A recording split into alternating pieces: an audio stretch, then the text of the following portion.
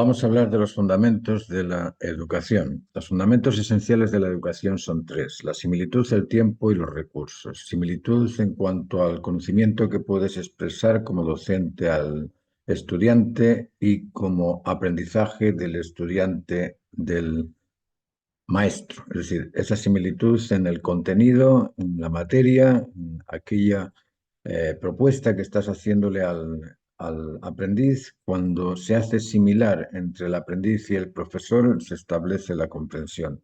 Para eso necesitas un tiempo en procesos, un tiempo en metodologías, un tiempo en estrategias, y ese tiempo es necesario para poder establecer esas similitudes. Y los recursos son recursos de información, recursos de interés, recursos también de conocimiento por parte del docente. Es decir, conocimiento, información e interés son necesarios para la educación. El respeto, respuestas y responsabilidad también son necesarios. Si el alumno no responde, si no es responsable de adquirirlos, si no se interesa, si no tiene respeto al profesor, pues lógicamente no se establece la educación. Atender, entender y estar atento son aspectos necesarios también para la educación. Lógicamente, el profesor y el alumno se deben seducir con afecto, es decir, con amabilidad, con respeto, con atención, con entender, atender y estar atentos los unos a los otros, persuadirse con la razón, es decir, argumentar con aquellos raciocinios que tienen algún tipo de justificación, y motivarse con lo ejemplar, es decir, tener un comportamiento adecuado. La comprensión lectora es importante, interrogar en voz baja y tranquilos, moderados, también es importante, la ponderación es importante, la prudencia, la firmeza, la templanza, evaluar la razón, no al poseedor del conocimiento. En muchas ocasiones nos pasa eso, que rechazamos al poseedor del conocimiento porque es una persona seria, porque no se ríe, porque no me gusta cómo habla, porque tiene los ojos distintos a los míos, porque el pelo también es distinto al mío, y por cualquier razón estamos evaluando al poseedor de la razón y no comprendiendo la razón que ese poseedor nos explica. El padre Gatica es algo bien curioso. Aquí yo lo escucho entre la gente. El padre Gatica no practica lo que predica. Bueno, si el padre Gatica mm, predica y no practica, hazlo. Haz tú lo que predica, cumple tú lo que predica. A lo mejor de esa manera mejores. Y si mejoras, pues lógicamente es un bien que tú adquieres, ¿eh? Pero si te fijas, porque, él no practica, entonces yo no voy a hacer lo que él dice que es correcto. Imagínate que se están ofreciendo la metodología de construcción que han experimentado un experto durante muchos años. Te da la metodología, pero él, como ya es experto, no tiene interés en realizarla. Pero es esa metodología que a ti te puede ayudar a cumplir con ese deseo de conseguir aquello que tú quieres. ¿Lo vas a dejar de hacer porque el padre Gatica predica y no practica? Es una explicación bastante absurda. Todo comportamiento físico o acción se basa en una actividad que es derivada de una actitud que es la estimulante de esa actividad que va a crear el acto, ¿eh? Esa actividad o esa actitud, la actitud es teórica. Sin la idea teórica no existe imagen posible. No puedes pensar que, yo voy a hacer algo sin una idea previa, sin una estimulación previa. El impulso va a ser siempre estimulado, y esa estimulación es invisible, esa estimulación es teórica, esa estimulación es filosófica. Esa estimulación, fíjate que es religiosa porque religa la idea con la imagen, pero no comprendemos la religión de esa manera, la comprendemos como devoción en una iglesia, en un en una capilla, en un sitio físico, cuando la religión es religar al hombre con su naturaleza, religar una cosa con la otra, reunir una cosa con la otra. Y todo está en constante conectividad. Luego, la religión que religa esa constante conectividad sería fundamental, pero no la imagen posterior a esa significación que se le ha dado a la religión actualmente. Tenemos normas de comportamiento, de atender, entender y estar atentos, normas de convencimiento, de inducir, deducir y discernir la razón, el por qué y el para qué del qué, y normas de convivencia que nos llevan a seducir al otro con afecto, persuadirle con la razón y motivarle con el ejemplo de lo correcto. Esto es muy, muy importante. ¿Por qué? Porque si no somos capaces de atender, entender y estar atentos a lo que el otro nos dice, no establecemos ningún tipo de relación constructiva y no tenemos ninguna forma de educarnos. Si yo no atiendo al profesor, pues no aprendo nada. ¿Por qué? Porque no estoy entendiendo lo que él me ofrece. Y si el profesor no atiende al alumno, tampoco le enseña porque no se da cuenta de que está pensando en Babia y no está pensando en lo que le estás diciendo. Es decir, atender es necesario en ambos casos, ¿eh? Entenderse es necesario también. ¿Por qué? Porque todo lo que yo explico con mis palabras, el alumno lo va a recibir con sus palabras, ¿eh? Todo lo que yo le trato de inducir, deducir, de explicar con mi imaginación, él lo va a imaginar de una forma totalmente distinta a la mía. Pero si eso es así, el profesor que no se da cuenta de eso no es buen docente. Es decir, yo cuando le digo al alumno, dibújame una casa, yo estoy pensando en la casa de mis padres, de piedra, casi 1 metro de ancha, construida ahí en Ávila, que es una ciudad muy fría, entonces tiene que ser piedra sobre piedra, y una casa hecha con vigas de madera, de roble, y resulta que el alumno no ha visto nunca una casa de piedra. Entonces el alumno se imagina la casa de madera donde vive, ¿eh? Y estamos hablando los dos del mismo término, casa, ¿no? Pero tenemos que comprender que cuando emitimos una palabra, el significado de esa palabra que uno tiene no es el mismo que el otro tiene de esa misma palabra. ¿Por qué? Porque han pasado muchas experiencias en torno a esa significación de la palabra. En el caso del profesor que tiene 60, 70 años de experiencia y analiza las palabras con un montón de otras palabras, y el aprendiz resulta que tiene 7, 8 años y no dispone nada más que 2 o 3 palabras de lo mismo que tú estás explicando. Es decir, tenemos que atender, entender y estar atentos los unos a los otros en la medida que se está ofreciendo o estableciendo la similitud en la materia que se está explicando. Las normas de convencimiento nos dice que tenemos que buscar el porqué y el para qué de las cosas. ¿Por qué? Porque todo acto se debe a la razón que lo justifica necesario. Esa razón que justifica necesario al acto es una razón del porqué y del para qué del acto. No hay nada creado que no haya sido previamente una idea estimulante, no hay nada creado que no haya sido primero una necesidad de hacer, no hay nada creado que no haya sido previamente una intención de hacer, y esa intención, ese proceso, esa consecución es lo que garantiza el ser, la existencia del ser. La razón del ser de todo acto se debe a la necesidad que lo justifica necesario. Buscando el porqué y el para qué del qué comprendemos el qué. Si no comprendemos el porqué y el para qué del qué, no sabemos nada más que la letra, no sabemos nada más que la frase, nada más que la palabra del objeto en sí, ¿eh? A mí cuando me dicen, ¿conoces el teléfono? Lo conozco, sí, pero no lo comprendo. ¿Por qué no lo comprendo? Porque no comprendo todo el proceso de desarrollo del teléfono. Yo sé que el teléfono sí es un instrumento que se ha creado para establecer la comunicación a distancia, pero no conozco todos los chips y todos los objetos que hacen posible esa comunicación a distancia. Y como no lo comprendo, pues sé lo que es el teléfono, porque lo he visto, lo conozco, pero no lo comprendo. En ese caso soy igual que el animalito que me conoce, pero no me comprende. El animalito que ve el árbol lo conoce, pero no lo comprende. El animalito que ve al amo y lo conoce, pero no lo comprende. Es decir, la comprensión de las cosas exige el conocimiento del por qué y del para qué, del qué, de cada uno de los instrumentos de los que se compone el teléfono celular. De eso podemos llegar a comprenderlo induciendo, deduciendo, discerniendo, preguntando, interesándonos, buscando la razón de cada cosa.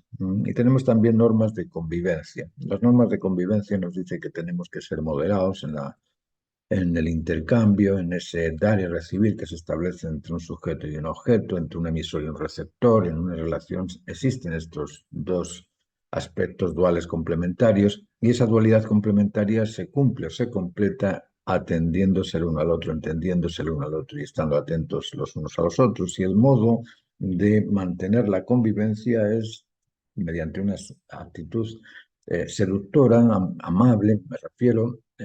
Cuando hablo de seducción no estoy hablando de comprarle chocolates y mandarle flores, sino seducir con afecto es simplemente entregarte con simpatía, amabilidad, con eh, solidaridad con incondicionalidad, eso es seducir con afecto. Persuadir con la razón es argumentar, argumentar con razones previas, que es lo que te dice la lógica, que es el conjunto de razones previas consideradas verdaderas, que las vas sumando y en base a eso tú emites algo, o mediante la intuición, mediante el raciocinio, mediante aspectos que convenzan al otro de aquello que tú le estás informando. Eso es persuadir con la razón. Y motivar con el ejemplo es simplemente comportarte como debía comportarse el otro. Es decir, si estás pidiendo que haga un ejercicio, haz el ejercicio tú también en paralelo. Si estás pidiendo que haga la cama, haz tú también la cama para mostrarle el ejemplo de lo correcto. La naturaleza dice que el atractivo se deriva de la pureza, es decir, de la integridad del ser, de la sinceridad, es decir, de la identidad del ser, y de la solidaridad, es decir, de la identidad del ser digno, de establecer ese tipo de condición natural humana. La pureza es derivada de la integridad. Yo veo al perro y lo veo íntegro, no le falta nada, no ha cometido ningún error en su vida, a lo mejor se ha pinchado con alguna espina por ahí, pero bueno, lo ha resuelto y sigue siendo un animal, no sé si decir decente, honesto, honrado. Pero esos son aspectos de la pureza.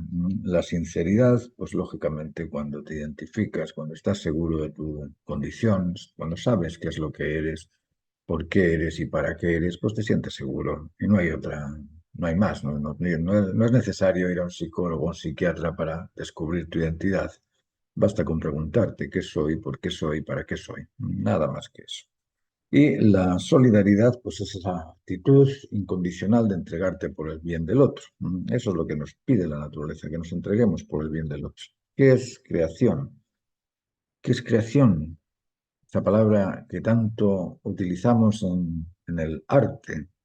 Y si yo les pregunto qué es creación, estoy seguro de que vamos a tener un montón de respuestas, pero muy pocas adecuadas. ¿Por qué? Porque crear es un proceso, crear es un sistema. Crear es transformar una cosa en otra. Y para transformar esa idea en imagen, tenemos que saber qué es la idea y qué es la imagen. Tenemos que saber qué es el espíritu y qué es la materia, qué es el ánima y qué es lo que anima al ánima, qué es la masa, qué es la densidad, qué es el estímulo, qué es el impulso. Todas estas cosas tenemos que conocerlas porque son los fundamentos esenciales de la creación. La creación universal resulta que es un cosmos. Cosmos es un orden. Y si existe un orden, existe una ordenanza que lo ordena, porque todo lo ordenado se ordena en base a un orden, y ese orden proviene de una regulación, de una ordenanza.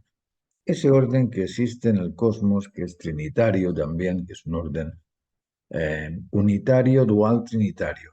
Es curioso porque es una dualidad trinitaria. ¿Y por qué es una unidad dual trinitaria? Eso lo vamos a ir viendo poco a poco. Ahora, ¿qué pasa cuando no comprendemos ese orden? ¿Eh? Bueno, se nos pide orar. Oren por comprenderlo, piensen en ello, piensen profundamente en cuál es la ordenanza que ordena el orden. Porque una vez que comprendes los fundamentos de esa ordenanza, te puedes ordenar también. Nosotros somos como una pieza del puzzle. Si no conocemos la imagen, no sabemos dónde ubicarnos. Resulta que nosotros somos humanos, nos decimos humanos y no sabemos cuál es esa imagen de lo humano. No tenemos ni idea de cómo ser humanos si nos decimos humanos. Es decir, somos como un puzzle donde nosotros reconocemos la pieza, la vemos muy bien, muy bonita, completa la pieza, pero no sabemos dónde dentro de este concepto humano se ubica su humanidad. Eso es lo que vamos a poder explicar en estas charlas. Puedes crear sin intención, sin necesidad, puedes crear sin selección, sin elegir, puedes crear sin poder, sin voluntad. Imaginaos, estábamos describiendo el término creación, estábamos buscando qué es crear. La pregunta era esa, ¿qué es crear? Pero resulta que para crear, que es transformar una cosa en otra, necesitamos de intención, necesitamos selección, necesitamos poder, necesitamos necesitarlo, necesitamos elegir, necesitamos libertad para elegir, necesitamos voluntad, sí, necesitamos poder para motivar esa voluntad. Necesitamos muchas cosas que ni nos lo imaginamos cuando hablamos de crear porque pensamos simplemente en la palabra, qué significa la palabra, pero no en el contenido del significado. Para crear es necesario de un autor determinado y de recursos también. Un autor estimulado y recursos estimulantes. Aquí tenemos al pintor que quiere pintar el cuadro. Luego, si no tiene pintura, si no tiene brocha, si no tiene voluntad, si no tiene interés, si no tiene deseo, si no tiene necesidad, no lo va a pintar. Todos estos aspectos son importantes de reconocer. El origen del genoma, el espermatozoide, es producto de una estimulación. Las hormonas son activadas por estimulación nerviosa. El hambre, la sed, el atractivo son pretensiones derivadas de estímulos condicionados. Los sentidos operan mediante estímulos sensoriales, vista, oído, olfato, gusto, tacto. Existen estímulos sensitivos emocionales, como el estímulo motor que pretende satisfacerse, el estímulo cognitivo intelectivo o interés por comprender que pretende el reconocimiento o convencimiento de la razón, el estímulo creativo motivado a realizarse que pretende el cumplir con su deber de ser. Ese deber de ser lo tenemos todos, todos, y ese deber de ser es originado por la estimulación. El estímulo es invisible, el estímulo es el ánimo que anima. Ese ánimo que anima al alma es invisible, pero es la estimulación necesaria para iniciar algo, para intencionar algo, para seleccionar algo, para producir algo. Intención, selección y poder son contenidos que podemos decir que están insertos dentro de la estimulación o dentro del ánima que anima. El carácter del ser humano o de la especie humana es un carácter libre, autónomo y responsable. Responsable, cuando pongo la I no la liguen con responsable, es libre, autónomo, responsable. Dispone de una conciencia y de sentidos. En los sentidos tenemos vista, oído, olfato, gusto y tacto, el sentido de la verticalidad, el sentido del equilibrio. Todos estos sentidos son parte de nuestro aparato sensorial. La conciencia contiene también aspectos invisibles, aspectos no físicos, aspectos que son servidores custodios de la persona. Y esos servidores custodios de la persona son la prudencia, la firmeza, la templanza, lo que llamamos las virtudes. Cuando era chico, ¿cómo se llamaba? En el librito de la iglesia, nos mandaban leer después me voy a acordar. En ese librito se hablaba de las virtudes y nos decían que las virtudes eran 7: prudencia, firmeza, templanza y otras más. Yo empecé a buscar cuáles son los servidores custodios y cuáles no, y vi que la justicia, por ejemplo, es un valor, eso no es un servidor custodio. La diligencia, pues, es una actitud, no es un custodio. Pero estos tres, la prudencia, firmeza y templanza, son servidores custodios. La prudencia nos permite optar por la opción válida, nos cuida de esa opción válida, nos dice, mira, al optar cualquier cosa voy a ser prudente en la elección de las consecuencias y yo, examinando las consecuencias, voy a actuar por esto porque esto me parece mejor. Claro, eso lo haces prudentemente. La firmeza te permite cumplir con el deber y la templanza te permite ajustarte a lo diferente o a las diferencias. Tenemos capacidades como la emoción, el intelecto y la voluntad que nos permite sentir, conocer y realizar cosas. Y eso está en nuestra conciencia, ahí tenemos nuestro criterio y nuestro criterio se forja de los significados que vamos adquiriendo. Nuestros sentidos son estimulaciones sensoriales, son estimulaciones visibles, olfativas, gustativas, y esas estimulaciones son información que nosotros mediante la inteligencia transformamos en memoria, transformamos en datos, en noción del prototipo que se llama. A la fuerza le impulsa un poder estimulante o energía. Energía es el poder que impulsa la fuerza y ese impulso es motor, es motriz. Y existen diferentes tipos de fuerza. Fuerza cuántica, física, química. Cuántica en cuanto a cantidad, física y química, física en cuanto a observable en masa y densidad y química en cuanto a sustancias. Como hay Como hay distintos impulsos motores, las diferencias indican que existen energías estimulantes selectivas que optan por una u otra finalidad, es decir, la energía eléctrica, magnética, nuclear, física o química es distinta una de la otra. El poder intencional selectivo de la energía estimula la actitud motora o la actividad motora, ¿no? Consecuentemente, estamos afirmando la existencia de una estimulación energética intencional, selectiva y poderosa. Intencionalidad se deriva de libertad. Intencionas cuando tienes alternativas por las que optar. Seleccionas cuando dispones de autonomía frente a las alternativas y el poder de la movilidad para actuar. Ese poder es derivado de una actitud motivada por la voluntad a realizarse. Pero todas estas cosas existen en interrelación unas con otras. La energía, al transformarse en fuerza, la energía dispone de intención, selección y poder. El poder de la energía se transforma en fuerza porque el poder es presión, intensidad y potencia, y a eso es a lo que nosotros declaramos fuerza porque lo observamos, eso es visible. ¿Cómo se puede ejercer presión sin orientación, dirección o recorrido? No se puede. Toda presión tiene una orientación, una dirección y un recorrido, ¿no? Si decimos que la fuerza es un vector con un inicio y un fin, en ese vector existe orientación, dirección y recorrido. Eso es física pura. La energía estimulante demuestra intencionalidad, selectividad y poder. Obvio. Aquí tenemos los componentes de un supuesto átomo. En este átomo existe un centro y una periferia. La periferia es una partícula que se mueve alrededor del protón, en este caso. Y ese electrón que se mueve alrededor del protón resulta que no se cae, no se pierde, no se va, ¿no? Sigue dando vueltas alrededor del protón. ¿Y por qué sigue dando vueltas? Para dar vueltas y estar en ese círculo necesita intención, selección y poder. De ser producto de una estimulación espontánea al azar y arbitraria, la partícula debería irse a cualquier lado, pero permanece en orden alrededor del centro. ¿Por qué? Porque contiene intención, selección y poder. Es decir, está hecha por algo y para algo. Esos fundamentos de la creación son esenciales de comprender. Si la creación se deriva de una energía originaria, intencional, selectiva y poderosa, esa energía estimulada por la necesidad de crear es emocional. Y esa energía selectiva ante la mejor alternativa es intelectual.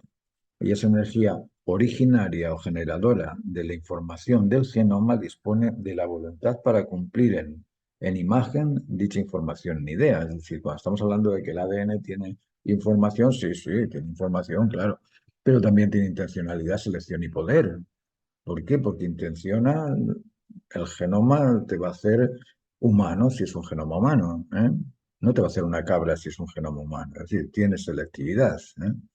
Y tiene el poder de realizarte porque maduras, ¿eh? Pasa por todos los procesos de desarrollo dentro del vientre de la madre, dentro del el ambiente terrestre y dentro después del establecimiento vincular. Es decir, todo el proceso lo cumple esa información. Esa energía intencional, selectiva y poderosa dispone de libertad, autonomía y poder responsable porque cumple lo pretendido.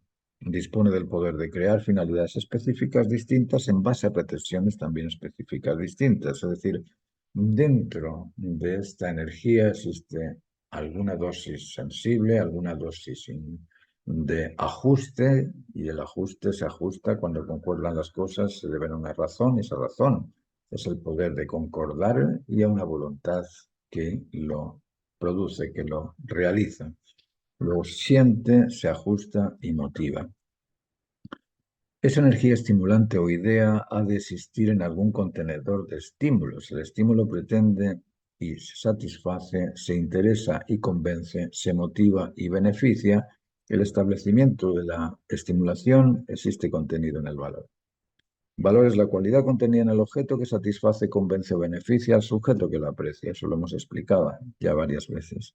Idea es la suma de expectación y beneficio, de interés y convencimiento, y necesidad y satisfacción. La estimulación de la idea se establece en la imagen pretendida. Eso también lo hemos explicado varias veces. Es decir, el valor es como un elástico, contiene la necesidad y el beneficio, la necesidad y la satisfacción, el interés y el convencimiento y la expectación y el beneficio. Es decir, contiene tanto el centro estimulante, que es el atractivo, como los extremos de ser necesario y ser satisfactorio o ser interesante y el convencimiento, o ser motivante y beneficioso también porque se cumple el deber. El valor se necesita y se disfruta, interesa y convence, se debe cumplir y beneficia. ¿Vale lo necesario? Sí, vale lo necesario. ¿Vale el interés? Sí, vale el interés. ¿Vale la expectación? Sí, vale la expectación. ¿Vale la satisfacción? Claro que vale la satisfacción. ¿Vale el convencimiento? Claro que vale el convencimiento. ¿Vale el bienestar? Claro que vale el bienestar. El valor es una cualidad constante e inmanente, todo vale. La energía es y está en todo, por lo tanto vale, pero vale para el que lo aprecia, solamente para el que lo aprecia. Que lo desprecia, pues lógicamente no vale. No es que el valor se vaya o se pierda, ¿no? Existe contenido como cualidad para el receptor que la quiera reconocer, que la quiera apreciar, que la quiera utilizar. El valor es una cualidad constante e inmanente, todo vale, la energía es y está en todo, el valor es la cualidad estimulante, el valor estimula la necesidad, estimula el interés y estimula la motivación. El valor es el potencial intencional originario de la creación, es una unidad dual trinitaria. El valor es trino, simplemente es, el valor es, no tiene morfología, no tiene una identidad, no tiene una limitación, el valor es energía. Valor, energía, fuerza, intención, selección y poder, velocidad, tiempo, espacio, ordenanza, orden y ordenado, presión, intensidad y potencia, alto, largo, ancho, ovular, embrional y fetal, infancia, adolescencia, adulto, virtudes, el ser de los instintos, espíritu de formación, de crecimiento y espíritu cumplido, respeto mutuo, convencimiento compartido, lealtad y fidelidad en el vínculo afectivo. Todas estas cosas que son trinas, en realidad existen contenidas en lo que llamamos valor. Valor podríamos decir que es el aspecto masculino de la creación y la naturaleza es el aspecto femenino, por ponerlo de alguna forma. ¿Cuál es el origen de la creación? El origen de la creación es una necesidad motivada por la expectación a disfrutar de un bien. Eso es el origen de la creación. Un bien, un conocimiento, una satisfacción. La necesidad es el estímulo y el bien es producto del impulso motriz, de lo conseguido. Expectación a disfrutar del beneficio de sentirse satisfecho, convencido y realizado completamente. Ese es el origen de la creación. Mediante la dualidad de aspectos complementarios, emisor y receptor, y en ese emisor y receptor que vale, emisor 1, receptor 2, satisfacción 3, esa unidad dual trinitaria se establece en eso que llamamos el valor. El valor contiene la actitud, la actividad y el acto. Creación es el proceso origen. Vamos a ver si explicamos esto un poco. Crear es un sistema operativo compuesto por una multitud de atributos. Atributos intencional, selectivo y poderoso, de conciencia de lo que satisface, ajuste y se debe, mediante la orientación, dirección y recorrido del proceso de conseguirlo. Es decir, nosotros buscamos en el arte temas universales, trascendentes, buscamos cosas que sean plenas, justas y completas, mediante la presión, intensidad y potencia de una fuerza, la fuerza creadora, la fuerza de la transformación de un objeto en otro que hace o que crea o que cumple lo necesario, lo ajustado y lo que se debe hacer. Esa estimulación es imperceptible, pero se transforma en impulsos visibles. Y lo que nosotros observamos visiblemente son esto, la longitud de onda. Todas estas cosas las observamos, las podemos medir, pero lo que no podemos medir es la estimulación. Y la estimulación proviene del campo electromagnético. Aquí tenemos las 4 posiciones necesarias para crear algo. Necesitamos de una causa, un sujeto activo, de un objeto activo receptivo, y de esa manera el sujeto transforma el objeto en consecuente con la causa, mediante un proceso origen, división y unión, mediante un inicio, medio y término. Esa es la estructura de la creación. Y como os digo, la creación parte del campo electromagnético, que es el que estipula. El campo electromagnético es el causal que estipula las posiciones de activo emisor o positivo, y activo receptor o negativo en el caso de la electricidad. Y de esa interrelación entre positivo y negativo se establece la electricidad, o se establece la fuerza, o se establece el poder. de crear. Nosotros percibimos, nos interesamos y nos motivamos, tenemos sentimientos, conocimientos y experiencias, ¿sí? Tenemos sentimientos porque somos conectivos, somos concordantes y somos conciliables. Esa es nuestra naturaleza. En la creación existen el efecto y el afecto, y existe también el defecto. El efecto es el objeto, el afectado es el autor y el defecto es el error que afecta al afectado. El afectado puede debilitarse ante el defecto o puede controlarse y dominar el error y continuar el proceso de su conquista. Crear exige libertad, autonomía y responsabilidad. Libertad para captar lo necesario, lo interesante, lo motivante, autonomía, que es uno mismo con la ley. Para crear se exige ajustarse a lo necesario y ese ajuste es mediante la concordia intelectual entre lo interesante y lo pretendido. Y la responsabilidad, el crear implica responsabilidad que exige responder al cumplimiento de lo esperado, de lo necesario o de lo debido. La creación se origina en base a la estimulación por lograr lo pretendido. La expectación a disfrutar de un beneficio es el combustible estimulante del proceso de la creación. Aquí tenemos digamos, la metodología o la forma de crear. Crear establece un dar y recibir que viene del campo emisor y receptor, de lo que hablábamos antes como electromagnetismo. El campo electromagnético hace posible la interacción de las valencias positivas y negativas. El ambiente estimula a apreciar o a despreciar. Cuando apreciamos podemos crear, cuando despreciamos no creamos. Ese aprecio es del valor. Necesitamos de una conciencia de la estimulación que determine las diferencias entre lo positivo y lo negativo. Necesitamos de un comportamiento artificial o salvaje instintivo, además del comportamiento normal, ordenado, predecible. Ahí, de esa forma, entre el dar y el recibir, entre el sujeto y el objeto, conseguimos la conquista de lo esperado.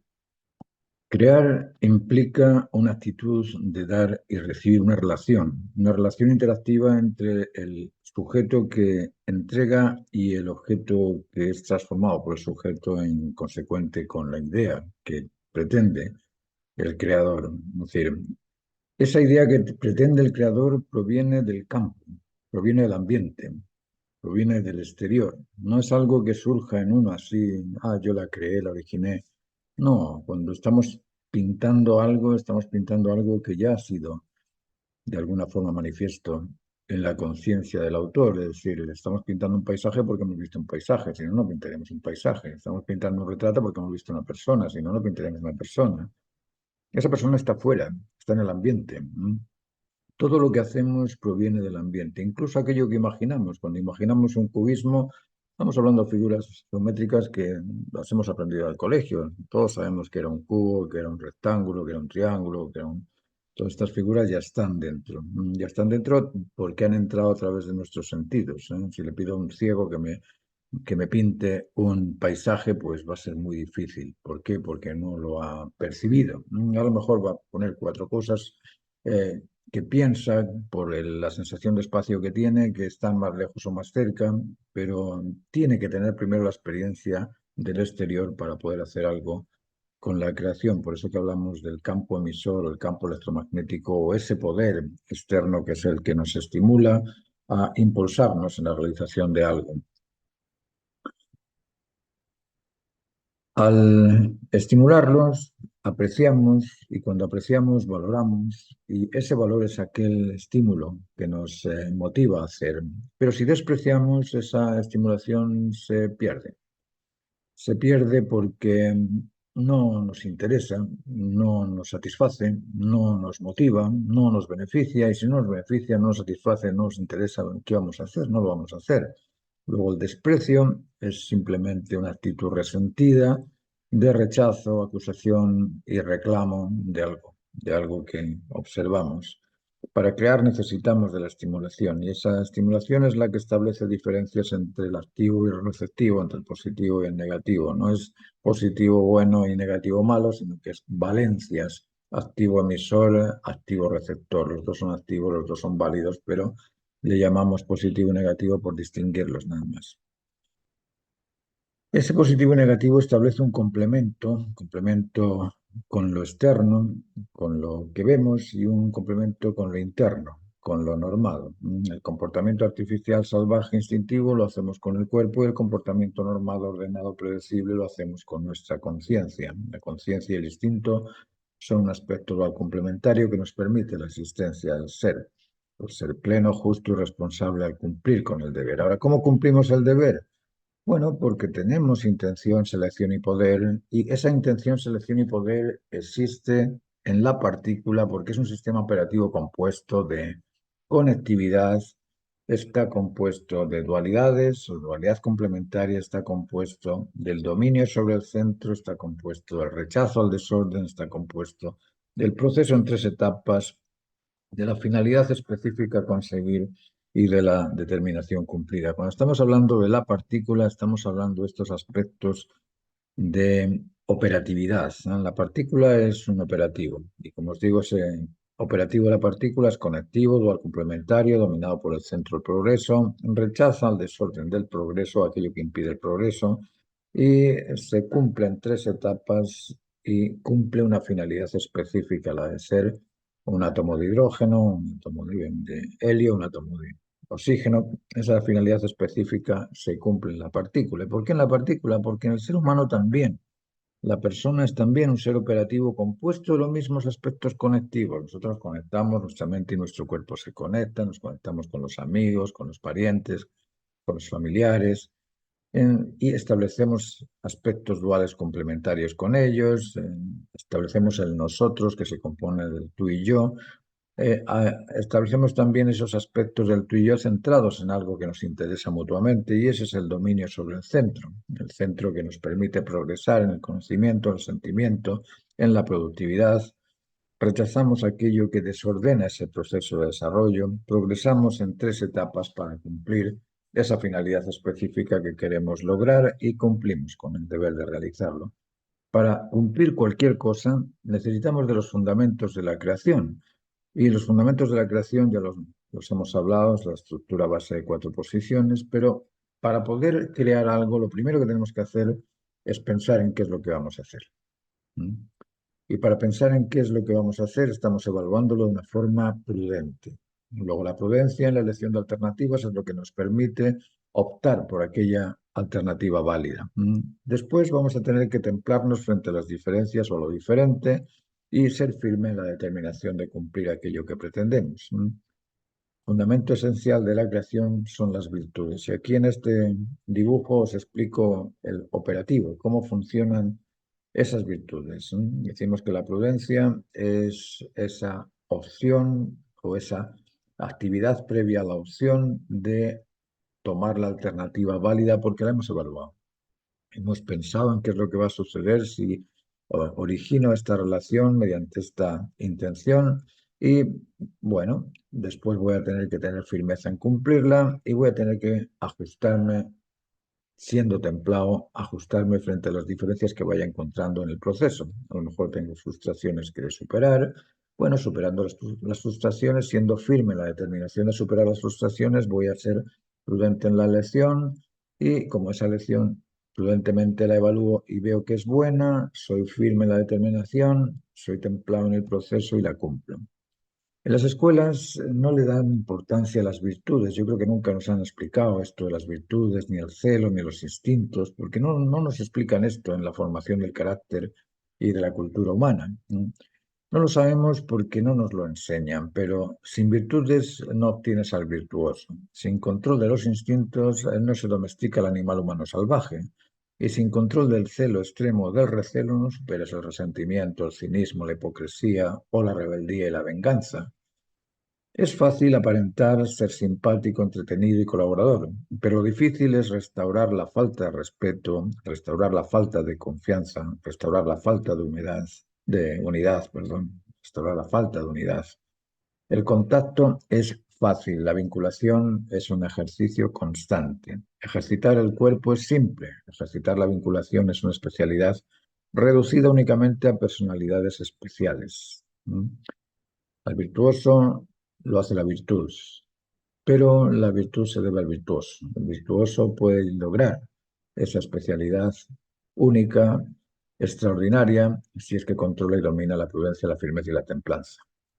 Si controla el celo extremo, el celo emocional, la incontinencia emocional, si controla la incontinencia intelectual y si controla la incontinencia del hiperactivo o del negligente, pues lógicamente puede madurar.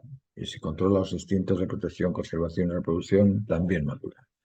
Luego las virtudes son la prudencia, firmeza y templanza, el celo emocional vinculante, intelectual, convencional y actitudinal creativo, y los instintos de protección, conservación y reproducción son necesarios de ser controlados por el ánima que anima al ser humano. ¿Okay?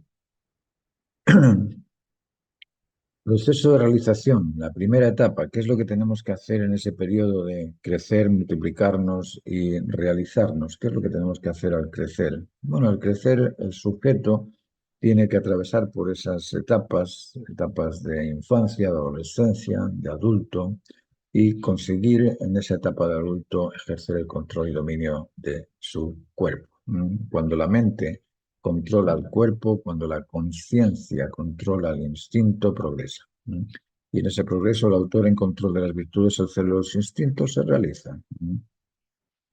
Recursos para crear. Lógicamente tiene que disponer de recursos para crear, para poder emprender, producir y realizar las cosas. Decimos que las virtudes realizan al virtuoso, la prudencia al prudente, la firmeza al determinado, la templanza al moderado, el control del celo emocional desarrolla la amplitud en importancia y jerarquías de valor, el control del celo intelectivo desarrolla el sentido común y el control de la actitud permite la actividad adecuada. El control del instinto de protección permite superar el miedo, el control del instinto conservador permite el aspecto saludable y el control del reproductor o del instinto reproductor permite superar el apetito intergenital prematuro o el embarazo no deseado. La conciencia es el rector empoderado de las virtudes, el celo y los instintos. La conciencia determina si debe o no debe controlar los extremos. El ideal común humano, el sentido común humano y el bien común humano deben de ser siempre el horizonte a donde queremos todos llegar. Todos queremos ser ideales, todos queremos tener un sentido común amplio y todos queremos producir el bien común social. Imagina a un individuo sensible y leal. Vamos a bajar esto un poquito para que lo podamos comprender. Imagina a un individuo sensible y leal a la vinculación afectiva. Un individuo inteligente y seguro de su convencimiento y firme y determinado en responder al deber máximo necesario. Sería un individuo responsable, seguro y satisfecho. Y si tú tienes un individuo responsable, seguro y satisfecho, podríamos decir que es un personaje ideal, es una persona con una personalidad ideal. Claro que es una persona con una personalidad ideal. Imagínate que ese personaje, ese hombre y esa mujer, los dos adquieren esa cualidad de ser responsables, de ser sinceros, de ser amables. Establecen los vínculos en la confianza y en el respeto mutuo entre el marido y la esposa y tienen hijos descendientes de esa confianza, de esa vinculación, de ese respeto. Serían una familia ideal.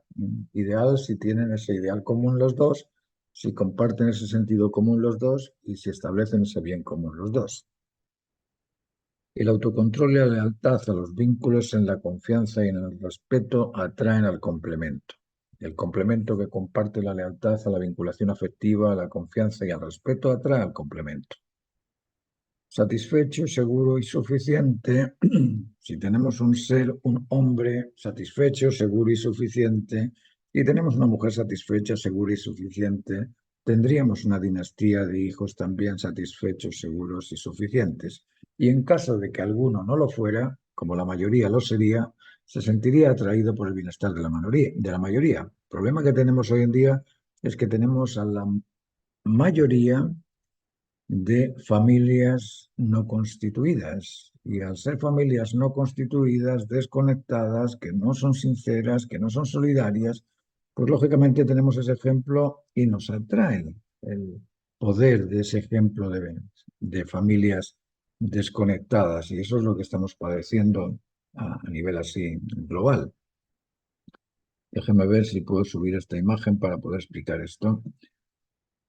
Si existe entre los dos, entre el hombre y la mujer, un compromiso de lealtad a las normas naturales, de fidelidad compartida el uno con el otro y de devoción al orden, aquí nos faltó esa frase, ser devotos al orden, es decir, la devoción no hay que orientarla en las nubes, no hay que orientarlas en personajes con barbas sentados en el cielo, la devoción se debe al orden natural, al orden que hablábamos antes de la conectividad, de la dualidad complementaria, del dominio sobre el centro, del rechazo al desorden, del proceso en tres etapas, de la finalidad específica y del cumplimiento completo de la razón de ser. Eso es lo que debemos tener por finalidad, el ideal común, el sentido común y el bien común. El resto, ¿de qué nos sirve? ¿De qué nos sirve ser parte de una comunidad que creen X, Y o Z y después resulta que no obramos ni por el bien común, ni por el sentido común, ni por el ideal común? ¿Qué estaríamos haciendo ahí? ¿De qué serviría ser parte de una comunidad? De nada. ¿Por qué? Porque no desarrollamos nuestra naturaleza. La naturaleza crea ideales. La naturaleza opera en consecuencia con el ideal de la creación. La naturaleza crea el instinto de protección para proteger, crea el instinto de mantenimiento para mantener, crea el instinto reproductor para reproducir su especie, crea capacidades para capacitar, crea la sensibilidad para sentirte plena o sentirse pleno. Crea la inteligencia para ajustarse, crea la voluntad para cumplirse en la integridad de su digna identidad, crea virtudes para realizar al virtuoso, crea la prudencia para ser prudente, crea la firmeza para ser firme, crea la templanza para ser templado. La naturaleza crea en concordancia con su ideal de la creación, en donde todos los seres operan acorde a los instintos, acorde a sus capacidades, acorde a las virtudes. Pero he aquí que crea al hombre libre, para que para que este ser, este hombre, se realice responsable en su autonomía, es decir, nos crea a todos libres, con libertad, y no le da libertad a ninguna otra especie. Todas las especies son esclavas de su instinto. Pero a nosotros nos da el potencial de poder dominar el instinto, de poder ser libres, de optar por una cosa o por otra. Nosotros podemos crearnos o destruirnos y podemos crear la humanidad entera ecológicamente ordenada o podemos destruir a la ecología y a la biología porque desordenamos el orden de la cadena trófica. Es decir, nosotros podemos hacerlo, pero fijaos bien, nos dan esa libertad y no nos la tomamos, la perdemos. En lugar de construirnos, preferimos destruirnos. En lugar de aprender, preferimos la ignorancia. En lugar de sentirnos plenos, de buscar la plenitud vinculante, pues despreciamos, y reclamamos y acusamos y rechazamos los unos a los otros y vamos por ahí siendo vengativos, tratando de linchar al otro porque es malo, en lugar de educarlo. En lugar de educarnos, lo que hacemos es golpearnos, crear más rechazo, más oposición, más lucha de opuestos en lugar de más unidad de complementos. Este, haciendo uso de una libertad ignorada, decide liberar sus instintos, liberar sus capacidades, liberar sus virtudes. Y el descontrol del instinto de protección lo transforma en negligente, irreflexivo y peligroso. El descontrol del instinto de mantenimiento lo transforma en dependiente de sustancias, en obeso o anoréxico, o en hiperactivo o depresivo. El descontrol del instinto reproductor lo enferma con enfermedades venéreas o con la infidelidad o con el embarazo no deseado. El descontrol de las capacidades lo transforma en incapaz de sentirse pleno, incapaz de saberse seguro, incapaz de ser suficiente. El descontrol de las virtudes, la imprudencia, la destemplanza y la debilidad son resultantes de liberar las virtudes del verdadero significado de libertad. ¿Y cuál es el verdadero significado de libertad? Libertad es la capacidad de optar por aquello que beneficia siempre a todo, porque aquello que beneficia siempre a todo no perjudica nunca a nada. Libertad es la capacidad de optar por lo que beneficia siempre a todo, porque lo que beneficia siempre a todo no perjudica nunca nada, así es. Bueno, os dejo con estos 4 tips para lograr la felicidad. Me voy a quitar yo de aquí para que se cumpla. Vamos a dejar que lo leáis entero. ¿Cuáles son esos 4 tips para lograr la felicidad? Responde incondicionalmente al máximo deber necesario para cumplirlo, ajustarlo, satisfacerlo. Si eres incondicional ante la máxima necesidad válida para todo, vas a lograr el atractivo de todos. Todos van a estar detrás tuyo porque eres incondicional ante la máxima necesidad válida para todo. Atiende, entiende y está atento a responder y cumplir a la máxima necesidad válida para todo. Lógicamente, si estás atento, si entiendes, si estás siempre atento a ese cumplir con el deber necesario, se va- se van a sentir atraídos por ti. Eso es ser amable, eso es ser eh, solidario, eso es ser responsable, eso es ser cumplidor, eso es ser todo este tipo de cosas que las derivamos, las transformamos en palabras, pero la esencia es superar el egoísmo. Si eres capaz de superar al narcisista egoísta que existe dentro de tu conciencia, vas a sentirte seguro, satisfecho y suficiente. Seduce con afecto vinculante, persuade con la razón justa del por qué y el para qué del qué y motiva con el ejemplo lo correcto y ejemplar. No reclames, no acuses, no rechaces. Acepta, asume, aporta, controla y domina las virtudes de la prudencia, firmeza y templanza. Controla y domina los instintos de protección, conservación y reproducción, y controla el celo emocional, intelectual y conductual. Para realizarse la integridad de la identidad digna del ser humano, el individuo debe separarse de las costumbres, del convencimiento y de los ideales artificiales adquiridos del ambiente social artificial desconectivo. Debe separarse de la imprudencia, de la destemplanza, de la dispersión e improvisación impredecible. Debe separarse del descontrol de los apetitos, del instinto de protección, conservación y reproducción. Debe separarse del recelo emocional, no reclamar, del recelo intelectual, no acusar, y del recelo motivacional, no rechazar. El recelo genera resentimiento, repudio, rebeldía o rechazo. Debe separarse del egoísmo narcisista y responder libre y voluntariamente al máximo deber necesario. Todas estas cosas son necesarias al principio de la, como decirte, de la restitución de la condición de tener una memoria adquirida con una serie de aspectos que no son los que me realizan en la identidad, en la integridad y en la dignidad humana. El ser humano artificial o artificioso debe separarse de este comportamiento manteniendo la fe en su mejoría y unirse con ese procedimiento dividiéndose en aspectos activo emisor y pasivo receptor y cautivarse de esa misión recorriendo el tiempo necesario hasta cumplirse en su integridad digna de su identidad. Esa es una tarea que el ser humano debe hacer si quiere cambiar, si quiere modificar su identidad y realizarse realmente humano. Lo primero que tenemos que hacer es separarnos de lo que estamos haciendo cuando queremos crear algo. Aquí es el proceso de la creación, se inicia precisamente en ese separarse, separarse de lo que estoy haciendo para poder iniciar el proceso de hacer otra cosa. Eso es lo primero que hacemos a la hora de crear cualquier cosa. Cualquier cosa que se quiere crear tiene que separarse del momento en el que está para iniciar el proceso de la restitución o del desarrollo o de la creación, en este caso. Lo segundo es que hay que creer que puedes hacerlo. Uno tiene que creer que puedo pintar, que puedo esculpir, que puedo hacer un grabado, que puedo hacer un dibujo. Debo creer en ello, es decir, tengo que confiar en la posibilidad de hacerlo teniendo lógicamente fe. Eso es fe. Tengo fe en lo que puedo conseguir y al separarme de mi estado estacionario y tener fe en lo que puedo conseguir, en ese momento me uno con la idea pretendida de hacer algo y en el reparto de tareas entre el activo emisor y y el retribuidor o el retributivo receptor, en ese caso voy creando algo. Es decir, yo suponga que yo quiero tomarme una taza de café. Lo primero que tengo que hacer es separarme de la silla. Me separo de la silla, pero tengo que tener fe que existe la posibilidad de hacer un café.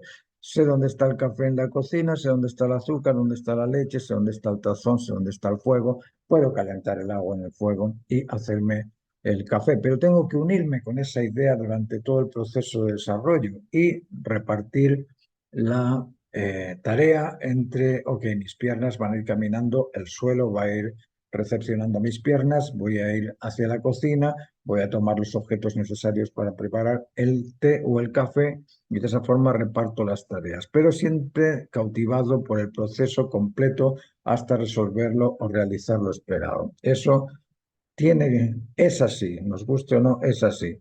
Y preparo todo lo necesario para lograr la meta de la conquista, es decir, estamos preparando el camino para la consecución y finalmente se establece. Finalmente consigo hacer o tomarme el café y lo disfruto. Es decir, en todo el proceso de desarrollo de cualquier cosa van a existir estos 7 o estas seis etapas del proceso, porque el séptimo es la consecución del proceso. Es decir, tenemos que separarnos de lo que estamos haciendo, tener fe en la misión que estamos iniciando, unirnos con esa idea, preparar las tareas o repartir las tareas, dividir las tareas entre activo y retributivo, cautivarte durante todo el proceso del desarrollo, preparando el establecimiento de lo que vas a conseguir y conseguirlo, lograrlo. Luego, esto que estamos viendo, la separación, fe, unidad, división, cautividad y preparación para unidad, ha sido el proceso del desarrollo humano, el proceso de la historia. La historia ha seguido este proceso en base a números que vamos a explicar a continuación, que nos vamos a dar cuenta de todas estas circunstancias que han sido las que han permitido el desarrollo de la historia, que son muy interesantes. Vamos a irlo viendo ahora. La separación ha de ser completa y el número que representa lo completo es el número 40.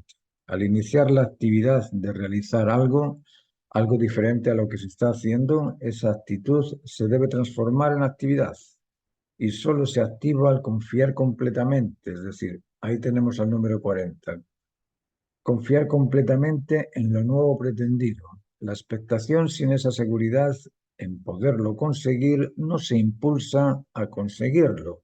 La estimulación solo se transforma en impulso cuando actúan al unísono la satisfacción emocional, la justicia intelectual y la motivación de la voluntad. Es decir, nosotros cuando queremos algo, en ese querer algo existen involucrados una dosis emocional, sentimental, una dosis intelectual, cognitiva, de ajustes y una dosis de poder, de poderlo hacer. Luego, intención, selección y poder existe en toda predisposición y en toda pretensión que tengamos.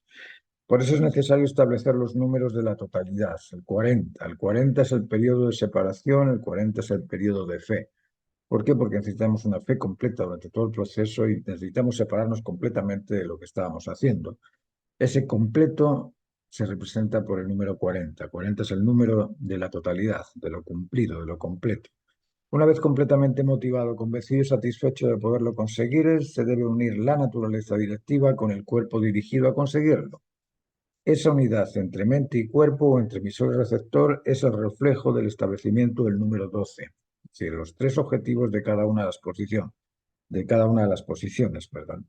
3 por 4, 3 etapas por 4 posiciones nos dan 12 involucrados, 12 satisfechos, 12 confiados, 12 motivados o beneficiados. Ese es el símbolo representativo de la unidad, los 12. Es por eso que Jesús busca a 12 personas, que tenemos 12 aspectos del carácter, que existen también 12 meses en el año. Es decir, la docena simboliza esa unidad. Después de unirse la energía del estímulo con la fuerza o el poder del impulso, se dividen o reparten funciones. El cuerpo camina, la mente motiva. Las habilidades construyen y las capacidades determinan si es o no adecuado aquello que se construye. Ese reparto o división de aspectos ha de establecer una estructura completa de 4 posiciones en la realización, por eso se representa con el número 4. Desde que se inicia hasta que se termina, el autor se siente cautivo por el proceso y ese periodo se asocia con el establecimiento de las 3 etapas, inicio, medio y término, de todo el proceso, y se suman a estas 3 etapas con las 4 posiciones y nos da 3 y 4, 7 en cada periodo. Son 3 periodos, 7 por 3, 21. De ahí sale el número 21.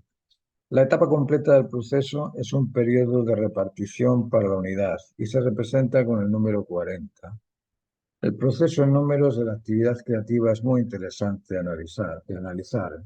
40, el 40, el 12, el 4, 21 y 40. Digamos que el proceso de cualquier creación parte con el 12, 4, 21 y 40. Eso es el proceso natural.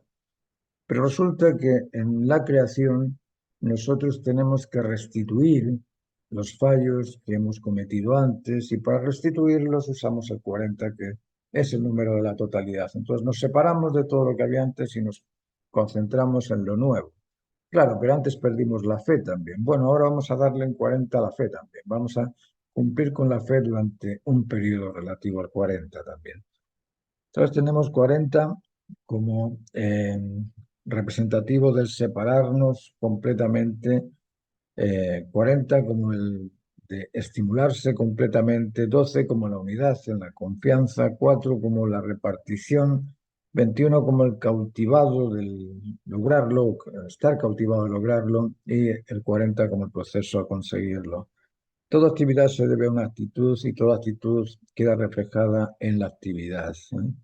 Aquí tenemos el periodo de separación, periodo de fe, periodo de unidad con la pretensión, periodo de división o reparto mente y cuerpo, y periodo de cautividad por el proyecto y periodo de preparación para unidad con lo esperado. Estos periodos vamos a ver cómo se repiten en la historia y son realmente interesantes. Toda actividad se debe a una actitud y toda actitud queda reflejada en la actividad.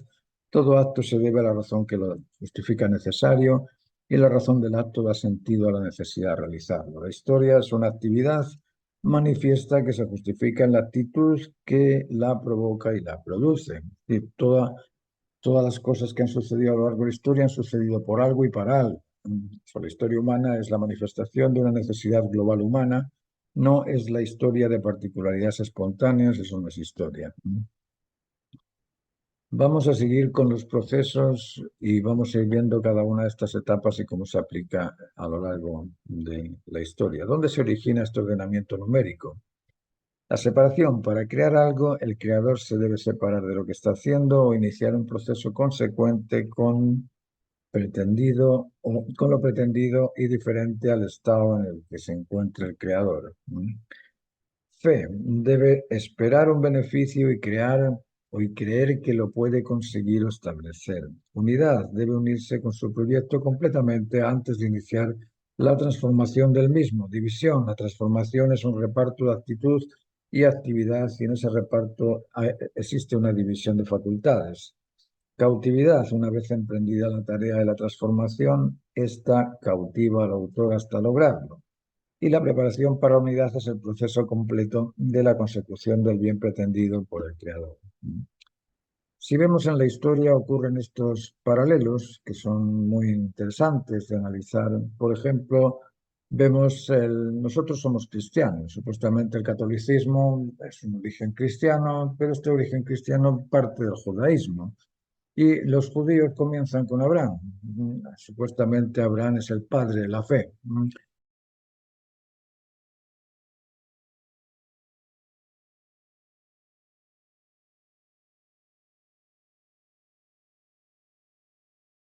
Déjame contarle un poquito más sobre esta charla porque es interesante. Ideal es quien se ofrece incondicional y voluntariamente al cumplir el máximo deber necesario. Para eso ha de evaluar prudentemente, sin temor alguno, es decir, con el convencimiento y autocontrol o autosuficiencia necesaria, ha de evaluar cuál es el máximo deber para cumplirlo, resolverlo o satisfacerlo. Este ideal no teme, no duda, no se retira, asume. Este es el ejemplo de un individuo libre, autónomo y responsable, respetuoso, seguro y ejemplar, en autocontrol de los excesos y carencias, afectuoso, decente, vinculante, autónomo, sensato, ajustado, autosuficiente, independiente, prudente y ponderado, firme y moderado, templado y mesurado. Aprecia, asume, admite, no reclama, no acusa, no rechaza, es fiel a su familia, leal a su tribu y devoto del orden. Atiende, entiende y es y está atento a lo necesario. Es un ser en control y dominio de la ansiedad y la angustia derivados del instinto de protección. Es un ser en control y dominio de los apetitos alimenticios, hidratantes, de ejercicio y descanso, del instinto de conservación. Y es un ser en control y dominio del apetito intergenital prematuro, del instinto reproductor.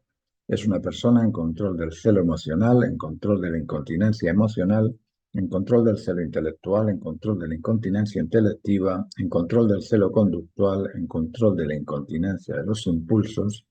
Cabría decirse que este ser adulto es ideal. Os dejo con esto y nos vemos en la próxima. Muchas gracias.